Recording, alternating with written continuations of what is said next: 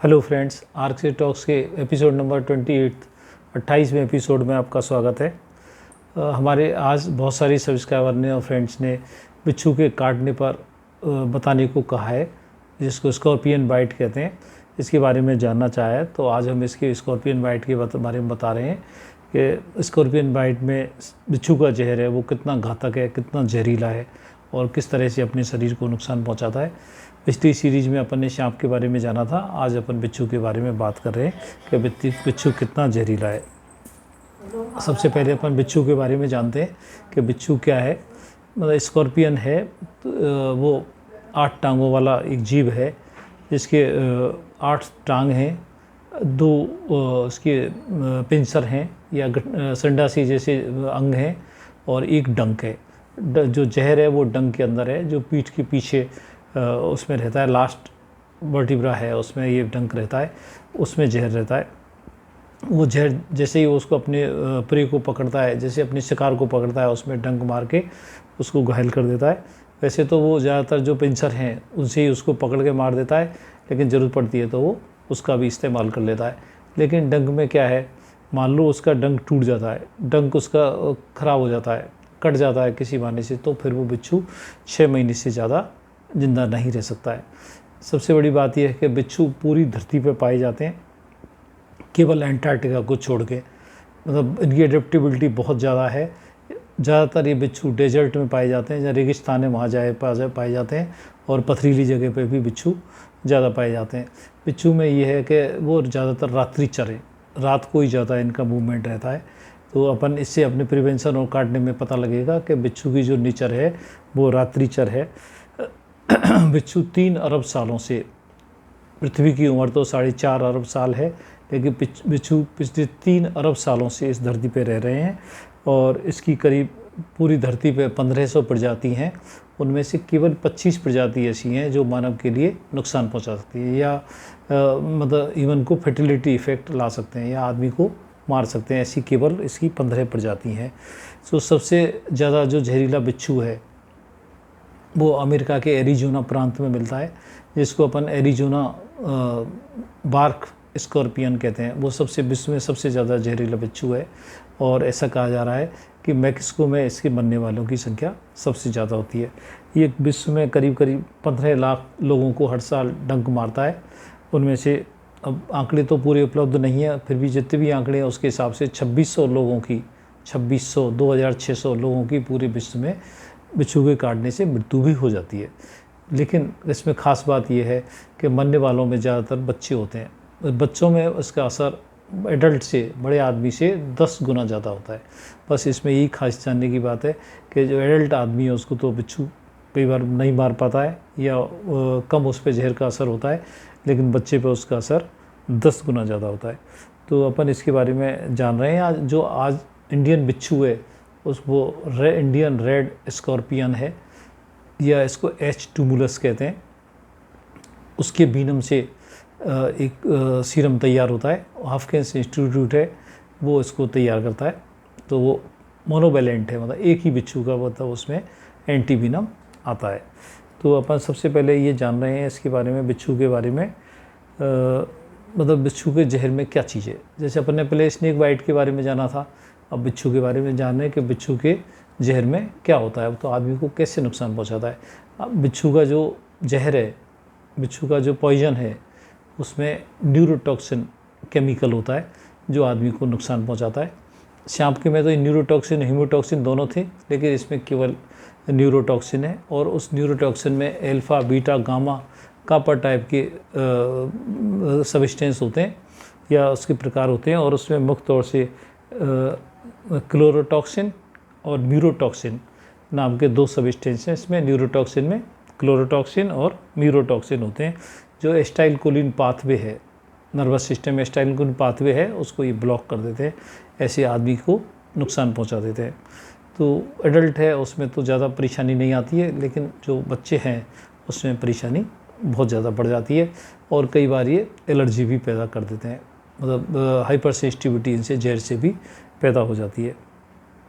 अब अपन को देखना है, मान लो बिच्छू खा जाए तो उससे क्या मानव शरीर पे क्या असर होगा। तो बिच्छू खाने के बाद में जहाँ पे खाएगा वो एरिया में बहुत तेज़ दर्द होगा, इंटेंस पेन होगा, बहुत ज़्यादा तेज़ तीव्र गति का दर्द होगा, उंगली सूज जाएगी और उंगली में गर्मी जैसी हो जाएगी, जैसे गर्म हो गया वो हिस्सा गर्म हो जाएगा।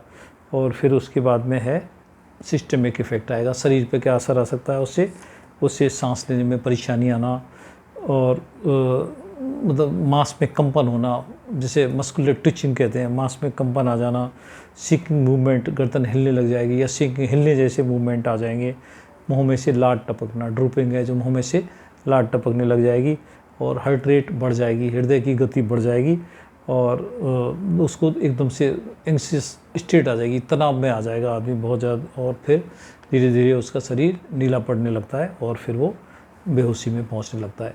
ऐसी करके उसकी स्टेज आती है। बिच्छू काटने पर वो पर ज़्यादातर क्या होता है, ज़्यादातर ये बच्चों में बहुत ज़्यादा सीरियस होते हैं, बड़े आदमी में तो खाली लोकल सिम्टम ही रह जाते हैं, जिसमें बहुत ज़्यादा तेज़ दर्द है या सूजन आना या उसमें गर्मी होना, इस तरह की उसको परेशानी आ जाती है।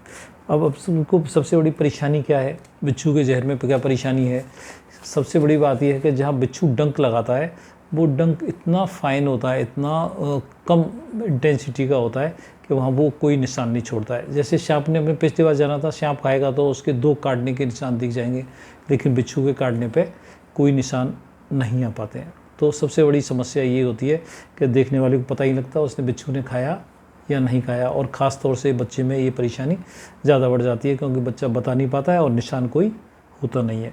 फिर दूसरी परेशानी, कोई डायग्नोस्टिक टेस्ट, बहुत जो स्टैटिस्टिक टेस्ट है, मतलब इसको कहेंगे बिल्कुल एक्यूरेट टेस्ट है, ऐसा कोई एक्यूरेट टेस्ट नहीं है जो बिच्छू के जहर का पता लगा सके। तो इसमें ये परेशानी है। तीसरी परेशानी है, जो मरीज़ है वो ज़्यादा टाइम पहले ही निकाल चुका होता है और फिर उसमें अस्पताल पहुंचने में उसको बहुत ज़्यादा देर हो जाती है जब तक वो सीरम इफ़ेक्टिव नहीं होता है। फिर जैसे मान लो बच्चे को काट लिया तो वो समझ ही नहीं पाता है कि बिच्छू खा गया, वो बता भी नहीं पाता है कि कोई बिच्छू खा गया, तो इसलिए उसको और दूसरे लक्षण आ जाते हैं, तो वो मरीज़ बजाय बिच्छू काटने के दूसरी मरीज़ की लाइन में चला जाता है। अब इसमें पॉसिबल ट्रीटमेंट क्या हो सकता है, कैसे मरीज़ को फ़ायदा हो सकता है, अपन क्या उसको एड पहुंचा सकते हैं? तो सबसे पहली बात है, जिस हिस्से पे खाया है, उसने उंगली पे खाया है या पैर में खाया है, तो सबसे पहले उस एरिया में ठंडे पानी की सिकाई करें। जैसे पानी को बर्फ़ में डाल लें तो 10 मिनट के लिए उसको पानी को लगाएं। सीधे बर्फ़ नहीं लगाएं क्योंकि वो चारों तरफ नहीं लग पाता है। 10 मिनट लगाएं, 10 मिनट रेस्ट करें, ऐसे करके उसके ठंडे पानी की सिकाई करें। दूसरे, उस पानी को जो जहाँ से खाया है उसको गर्म पानी से धो दें, या गर्म पानी नहीं हो तो साबुन के पानी से उसको इस हिस्सा को दे दें। फिर दर्द निवारक गोली है, एनाल्जेसिक है, पैरासीटामोल है, वो 6 घंटे के अंदर पर उसको दर्द की गोली देते हैं। ज़्यादातर 1 से 2 घंटे के अंदर धीरे धीरे करके उसका दर्द स्वतः ही कम पड़ जाता है और कई बार ये 6 घंटे तक भी रह जाता है। कभी कभी बहुत ज़्यादा इंटेंस दर्द होता है तो उसमें इंजेक्शन जाइलोकेन है, 1% जाइलोकेन है, उसको इन्फिल्ट्रेट कर सकते हैं। इंजेक्शन को लोकल जैसे हाथ में या पैर में है उसको लगा सकते हैं, लेकिन उसको जैसे पुराने ज़माने में बांध देते हैं उंगली को, तो उसका कोई ज़्यादा फ़ायदा नहीं है। उसकी उल्टी ये डेड हो जाती है, उंगली डेड हो जाती है और चीरा लगाने का, शक करने का भी कोई ज़्यादा फ़ायदा नहीं आता है। फिर उसके बाद हॉस्पिटलाइजेशन, मान लो पता लग जाता है या बहुत सीरियस है, जैसे मान लो इंडिया में तो बहुत ज़्यादा टॉक्सिक नहीं है, पर और जगह जहाँ पे टॉक्सिक है, इंडिया में भी है कुछ वैरायटी जो टॉक्सिक है, तो उसके लिए 3 तरह के ट्रीटमेंट की ज़रूरत होती है।